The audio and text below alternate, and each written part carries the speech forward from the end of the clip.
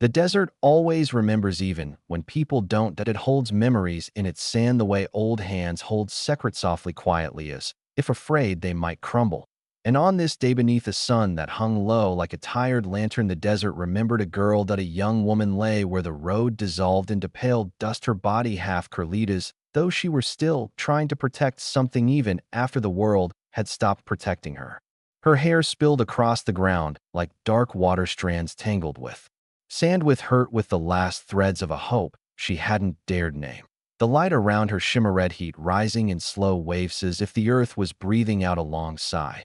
Everything about her looked quiet too, quiet the kind of quiet that makes the wind hesitate as though even nature becomes unsure of whether it should disturb a moment soaked in sorrow. She was not unconscious, not fully, but drifting, caught between waking and falling, between staying and slipping away. Her fingers twitched against the ground, grains of sand clinging to her skin the way memories cling to the heart. Gentle, persistent, unwilling to let go. Somewhere in the fading corners of her mind, images swirled, not clear but enough to sting, that a small frontier town, wooden porches, faces made of suspicion, and quick judgment eyes that lingered too long on things they didn't understand. She had lived quietly, almost invisibly, moving through life the way soft wind moves through tall grass. Felt but rarely seen. She never spoke loudly, never demanded space, yet somehow her difference became a burden. People whispered about a shadow they blamed her for casting. She learned early that some folks fear anything they cannot explain.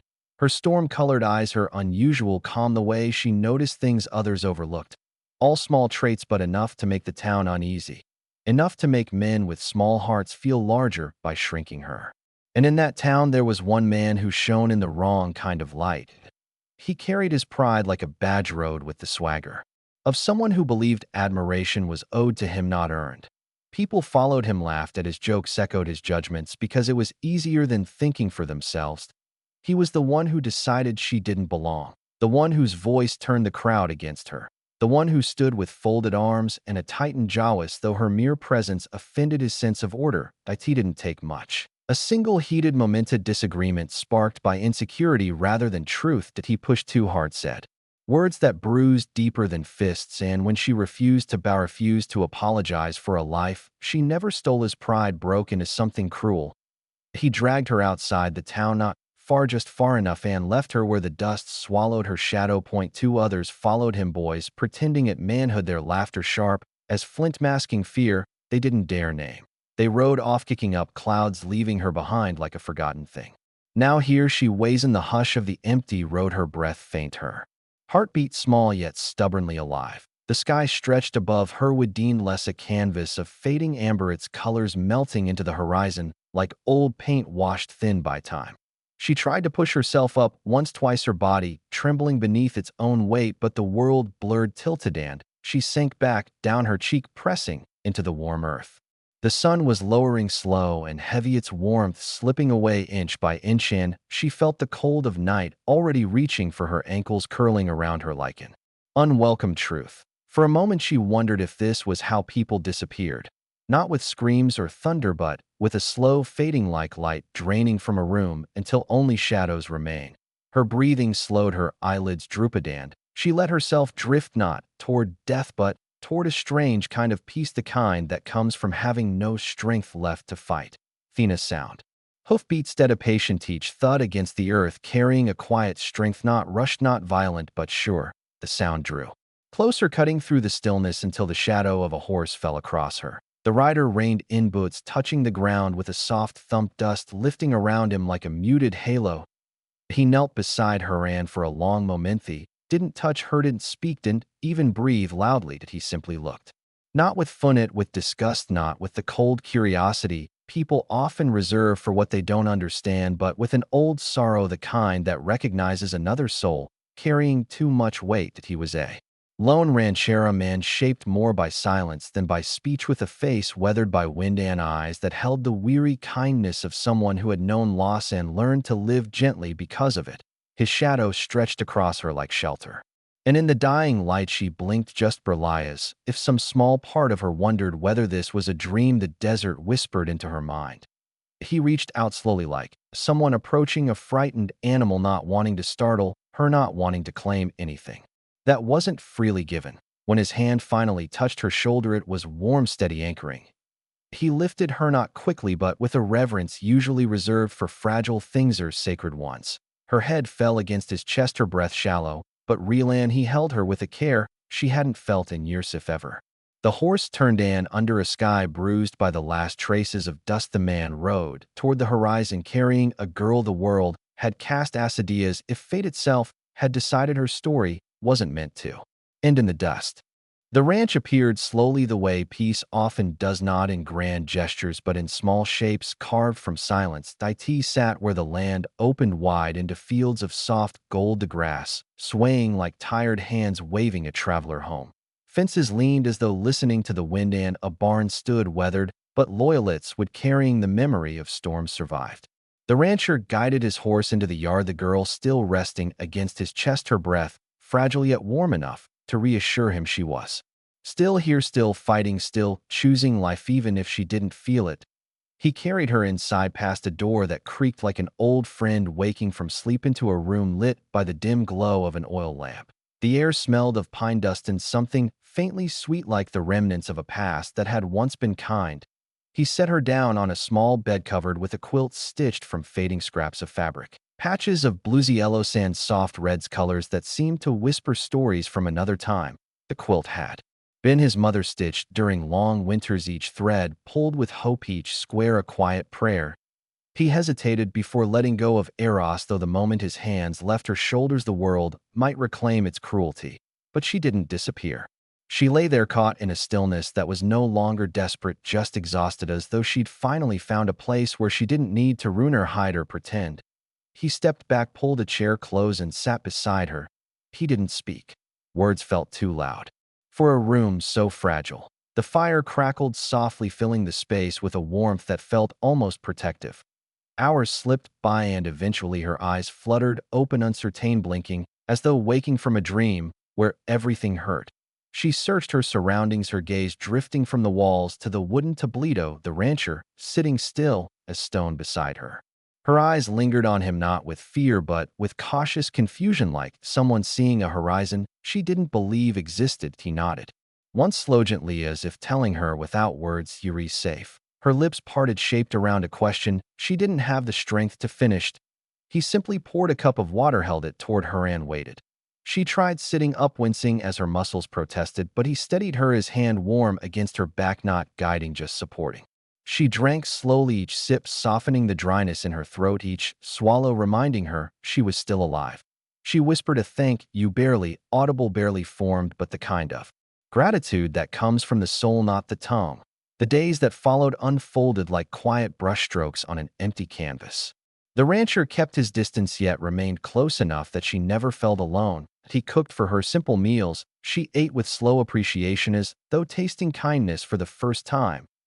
He replaced the water basin each morning, left fresh linens by the bed, and spoke only when necessary, his voice low and steady, a sound that never demanded anything of her. Sometimes she woke to find him sitting outside her door, carving small wooden shapes or mending a leather strap, never peering in, never intruding, just present like a silent guardian carved from dusk and patience. When her strength returned, she stepped outside for the first time. The air met her gently, cool against her skin, lifting strands of her hair with a tenderness the world had never shown her. She looked out at the fields, the horses grazing in quiet circles, their tails swishing rhythmically as though keeping time with the wind. It felt unreal, a life too calm, too soft after the violence of the world she had come from. The rancher watched from the porch, his posture relaxed, arms resting against the railing, eyes meeting hers with a kind of distance that respected her space yet held a promise. "You're not invisible here." Side characters drifted into her day, slowly, as though entering a story they did not wish to disturb. Martha, the widow from the neighboring ranch, arrived one late afternoon, her hair tied in a loose bun, her hands carrying a pot of soup still steaming from her stove. Her eyes softened when she saw the girl, a look free of pity but full of understanding. "Darling, been through a storm," Martha murmured, placing a comforting hand on the girl's arm. "This land's seen many storms, it'll see you through too." Then there was Colt, a stable boy barely into manhood, with freckles like scattered stardust and a grin too big for his face. He tended the horses with clumsy affection, always stealing glances at the girl as though she were some rare creature who might vanish if he blinked too long. The girl's days grew steadier. Her steps became firmer, her breath fuller, her voice no longer fragile but something warmer, something beginning to believe in its own strength. She helped mend fences, her hands learning the rhythm of pulling wire tight the way the rancher showed her patiently without crowding her. She fed the chickens, startling when one hopped too close, then laughing softly at her own surprise sound that floated through the yard like unexpected, beautiful in its innocence. And each sunset she sat on the porch watching the sky melt into gold, and rose, her heart settling into a quiet she had never known. But peace in small towns rarely goes unnoticed. Whispers began to drift through town, threads of gossip weaving their way from porch to porch. Folks wondered who she was, why she was there, why the rancher, a man who rarely let anyone into his life, chose to bring her under his roof. Some whispered she was trouble, others whispered she was broken, but none knew the truth. None knew how close she had come to vanishing. None knew how gently she was learning to breathe again. And in the echo of those whispers the past began to stir, carried on the same wind that swept across the plains, searching for the quiet life she had built on the ranch. For somewhere beyond the field, beyond the warmth of Sephidia, man with a proud stride and a hollow heart heard the rumors and felt his pride flare sharp and ugly. He remembered her, and he remembered, leaving her in the dust. Shame disguised itself as anger. Fear masked itself as certainty. And he rode toward the ranch, toward the girl he had discarded, toward the life that was no longer his to touch.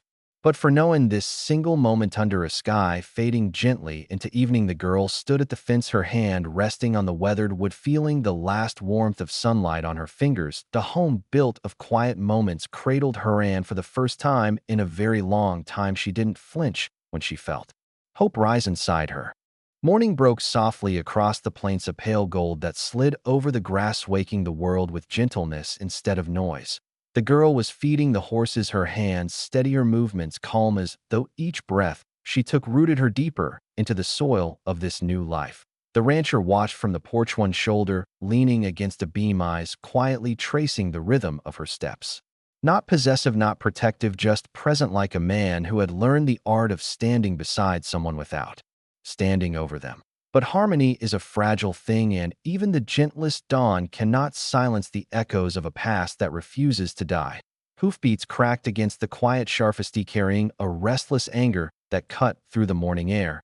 Dust rose in a long line behind the rider, and when he emerged from the haze, the world seemed to stiffen. It was the first man, the one who had left her to fade into the earth, the one whose pride was bigger than his conscience, the one she had once tried to understand, only to learn that some men fear softness because softness reveals the hollowness inside them. That he rode until he reached the fence, jerking the reins with more force than sense. His horse snorted, ears flicking back as if even the animal sensed the storm sitting in the man's chest. The girl froze her breath, catching her hand still resting on the horse's warm neck. Her heart did not race, not the way it once would. View it tightened, a memory pulling its old weight across her ribs. The rancher stepped forward. Calman hurried, his boots brushing softly through the dirt, his presence settling beside her like a shield made of silence. The first man's eyes burned, not with sorrow, not with remorse, but with wounded pride, the kind of pride that cannot stand to see what it tried to break. Healed. You got no right being here. Hay spat, his words slicing through the quiet like jagged glass. This ain't your place, ain't never been. The girl flinched but didn't step back. Not this time. The rancher didn't move either. He didn't threaten, didn't reach for a gun, didn't even raise his voice. He simply stood solid as a mountain, letting the man's fury unravel on its own smallness. The horses behind her shifted, hooves tapping anxiously as though sensing the crackle of buried pain rising to the surface. She felt her pulse steady, slow, as if the ranch itself breathed strength into her bones. Then she spoke. A voice quiet but not fragile, each word shaped with a courage she had earned with suffering. That I told you once, it didn't need your approval, and I don't need your permission to live. The man's face twisted, not with anger but with disbelief, as though he couldn't understand how someone he once dismissed as weak now stood tall before him. He opened his mouth to spit another insult, but the rancher stepped closer, not blocking the girl, just placing himself between her and the venom aimed at her. His voice was low, steady, carrying the weight of a man who didn't bluff or brag. That's enough. Point two words, but they settled in the air like iron. The First man scoffed, but the sound wobbled uncertain, a crack forming in the brittle shell of his arrogance. From the edge of the yard voices drifted. Martha stood with her shawl pulled tight around her shoulders, cold. Beside her, eyes wide, others from neighboring ranches gathering, slowly drawn by the rising tension. Away people are drawn to storms they've felt coming for a long time. They watched, faces softening, realizing for the first time what kind of pain they had allowed, what kind of cruelty had passed through their streets. Son questioned, Donata said, because it was easier not to see. The girl felt their gazes, felt something shift in the air. A recognition, a reckoning, like the town had finally opened its eyes and didn't like what it saw. The first man looked around, saw the quiet disapproval in their faces, saw his own ugliness reflected back at him, and something inside him trembled. He tried to reclaim his pride, but the moment was already gone, slipping through his fingers like water he'd never learned to hold. The girl stepped forward, just one step, enough to meet his eyes. Her voice was softer now, but carried a truth sharper than any blade. You don't get to decide my worth. Not anymore. His jaw clenched, shoulders tense, said, but he didn't speak, couldn't speak, because deep down behind all the anger and bluster knew she was right. The rancher remained beside her, hands relaxed, posture calm, yet radiating a protectiveness that wasn't loud or forceful, just unwavering. Not possession, not dominance, just the steady presence of a man who had made a silent vow to cause no harm and to allow none to reach her. The first man's breath hitched, his gaze flickering between them, between the people watching, between the parts of himself he didn't want to face. He turned his horse abruptly, spurs digging into its sides, not out of need, but out of desperation, the kind that comes when a man realizes he is no longer feared, no longer admired, no longer followed. As he rode away, the dust rising behind him looked more like retreat than rage. Silence settled over the ranch, not heavy but cleansing, like rain falling after a long drought. The girl let out a breath. She didn't know she'd been holding her shoulders, loosening, her heartbeat steadying. She turned toward the rancher, and for a moment their eyes held something gentle and spoken, a recognition of the storm they had weathered together, even if neither claimed the other. Martha stepped closer quietly, wiping her eyes, cold, exhaling in relief, others nodding at the girl with something that looked almost like respect. But the moment that stayed with her, the one that carved its place deep inside her, came later, when the sun began to sink, painting the sky with colors soft enough to hold. She sat beside the rancher on the porch, their shoulders almost touching the world humming softly around them. She leaned into him just enough, just lightly, and he didn't draw away. He breathed out slow, steady, as though her small weight against him filled a hollow space he had ignored for years, and no words were exchanged. None were needed. What passed between them wasn't loud or sudden, but quiet, a kind of closeness born from truth instead of longing. The town had remembered its cruelty, but she had remembered her strength. And in that fragile evening light, sitting beside the man who had seen her humanity before anything else, she realized something powerful. She wasn't afraid anymore. The night settled over the valley like a warm, tired sigh, soft and deep, as if the land itself wished to soothe the wounds of what had just unfolded. The torches the townsfolk carried flickered out one by one, their anger dissolving into the same silence that had once held their cruelty, and in that growing hush only two figures remained beneath the vast dark sky. Calder stood beside her, his breath slow, steady, as though he feared even the wind might startle her bruised heart. She, the girl the dust once tried to claim, leaned into him, not for protection but for a truth she had never known she deserved. And he held her not as a savior but as a man who finally understood the rare courage of someone who has survived rejection by the world. The prairie stretched around the mindless and forgiving stars scattered overhead like old prayers. Finally, finding the strength to glow again, she whispered that she was sorry, sorry for the trouble, sorry for the stir, sorry for being the reason the town remembered the uglier corners of its soul. Calder only shook his head, slow, gentle, his thumb brushing a faint bruise on her cheek, like someone rewriting pain into memory. There are no apologies in survival, his voice low, rough as gravel softened by rain. You lived, that's all that matters. And for the first time since they found her in the dust, her breath didn't tremble. They walked back toward the ranch in the glow of a shy moon, their steps light and rushed, as if time had paused just long enough for both of them to understand that something quiet and sacred now lived in the space between them. The old wooden house waited ahead, warm lamplight glowing in its windows, a soft promise of safety off belonging off mornings where no one would question the worth of her breath. Inside, Calder set a blanket around her shoulders not out of duty but out of something deeper, a tenderness that had taken root long before he admitted it to himself. She watched him move through the room, slow, mindful, his presence steady as a well-built fence, keeping out the world's wildness, and she wondered how a man who spoke so little could say so much with every quiet act of care. For a long moment neither spoke. They simply sat across from each other, the crackling fire casting soft gold across their faces, its warmth traveling into the spaces that once held fear.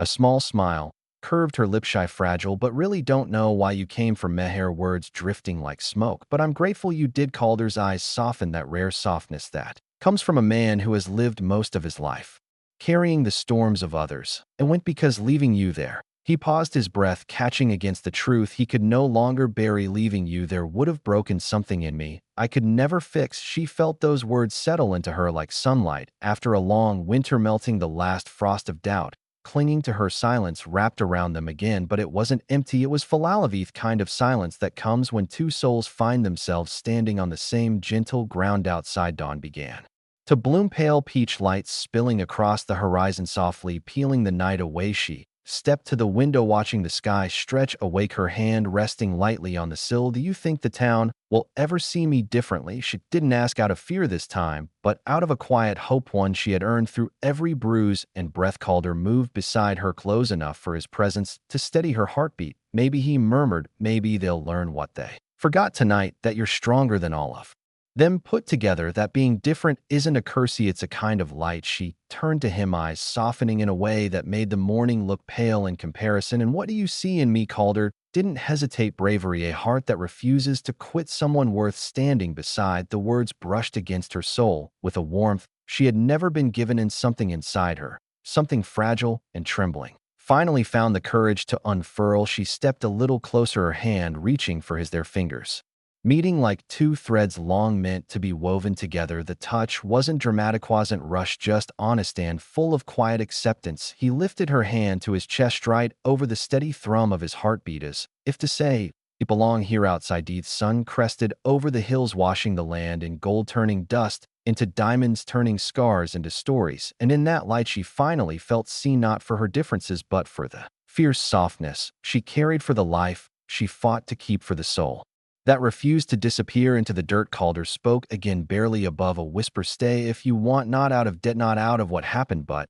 because this place," he looked at her with a quiet longing that held no demand, "feels more like home with you." In ether, breath caught not in fear but in tenderness, a feeling slow and warm stretching through her like a dawn of her own isle. "Stay," her voice steady, soft, "because for the first time someone lifted me from the dust and didn't let go." Calder closed his eyes, a small relieved smile tugging at the corner of his mouth. And just like that, the girl who had once been left to die beneath an indifferent sky found a home shaped not by walls but by kindness, and a man who knew how to hold someone without trying to own them. A place where her heartbeat was no longer a burden but a welcome sound, filling the quiet halls with the promise of gentler days. A place where two souls, both lonely, both scarred, both searching, finally found enough safety to grow toward one another, where hearts found their place, where dust remembered but no longer defined, where she lived, not just survived, and where love, slow, honest, patient, began to bloom like wildflowers in a field no one thought could ever hold beauty again.